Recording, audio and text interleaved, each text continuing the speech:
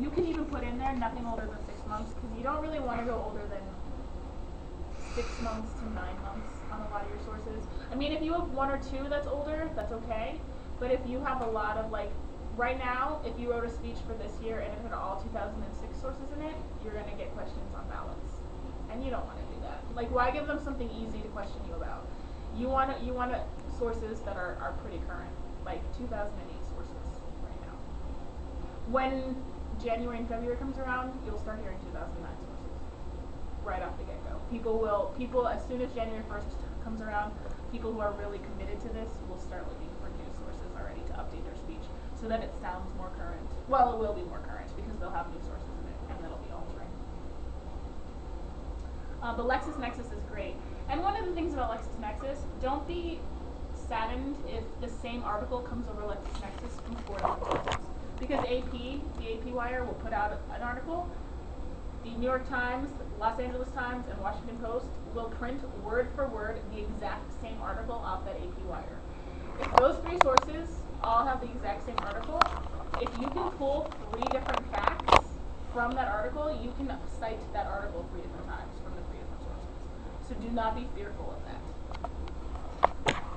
Because it's showing, I mean, even though it's the same article technically, you're pulling different things from it, and it's showing the diversity. Like, this is significant enough of a topic that LA and Washington and New York all feel that it's something that their readers should hear and should want to hear. So don't be afraid of doing that. Like, really utilize, I mean, LexisNexis I cannot say enough about for like persuasion and informative resourcing.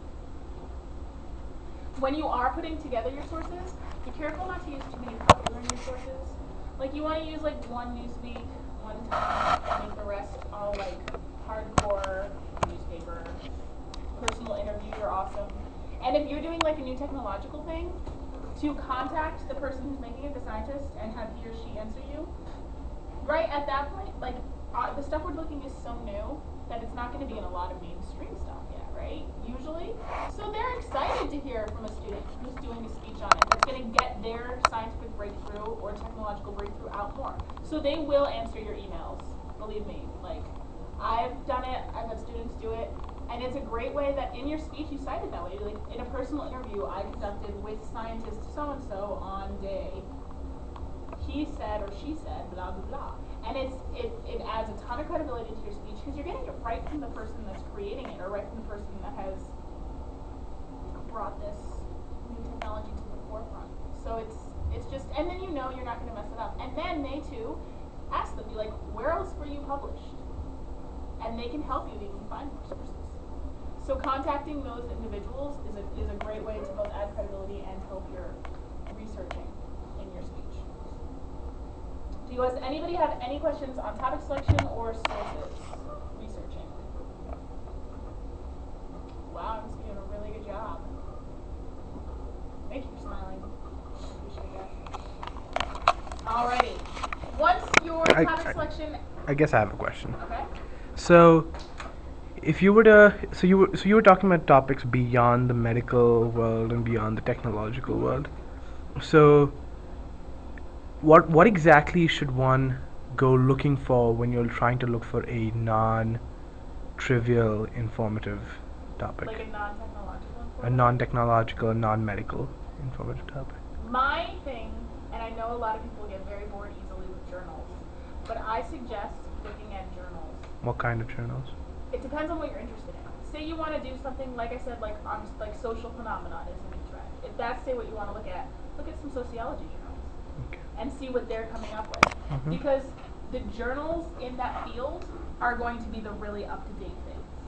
Because researchers have just done the experiments or whatever, or are just postulating it.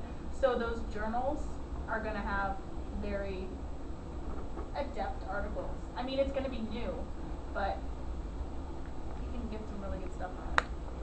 Right. Now I took public speaking last semester, and I did a speech on the 5 different sexes, and we were actually going to do it, that was going to be my topic for informative speaking, but like most of my sources were old, because like the research was done a long time ago, but still like, I don't know if people don't want to deal with it, or like because of religion and stuff, it's not talked about. Honestly, I did it last year. I don't remember. You don't remember how old? Yeah, but I know because I talked to Mark Hickman. I don't know if you. I know. Okay, and now Aaron's our coach, Mhm. and both of them really got excited about It sounds like but, it could be a really cool topic. But I'm just worried now because the sources, I know they weren't current. They weren't 2000. They were in the 90s. From the 90s. I think so. Here's the thing with that. I too, if a student asked me, if a student came with me and said I think it's a cool topic, I would say go for it. But be aware that there will be a contingent of judges who down you simply because your sources are not in the 2000s, are that old. Like I would just warn a student that's, and I would say really look and see if you can find anything. Yeah. And that's where something like maybe a personal interview can come in handy. Like if there's a researcher that you can. Yeah, the one lady popped up all the time. So see if you can contact her. Okay. And if nothing's been done normally, she's gonna be wanting to talk about this more. Okay. So then that's something that can be really current. And talk to her now and be like, do you mind if I contact you again in January? And then you can even update the interview. Okay. To be a 2090. Yeah. And ask her, be like, has there been anything recent that you've read that you think I should read to help further my knowledge in this? Okay. Be aware that if your sources are from the 90s, yeah, that is going to be. Because that's when she first did it. That's why. And I mean, to have one or two out of 14 of your sources to be 90s, if a judge writes something on that, they have to be a real jerk. Okay.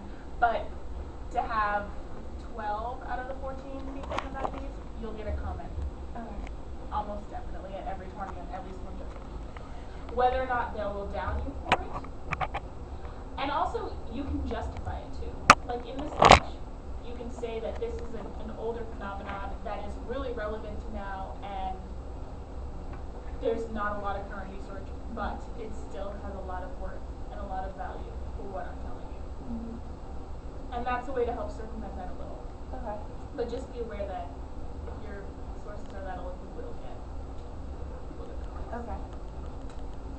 But I would not suggest not doing it because it sounds cool, and if it's something you're interested in, yeah.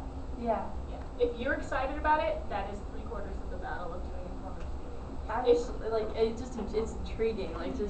When I first heard the topic, because I was doing a research project, and he had the guy who was teaching us to use the instrument. He had an article on it, and that became my main source really, because it was by that lady. I want to remember her name so bad, but yeah, I think anybody. Well, I look forward to hearing the speech. It's just a matter of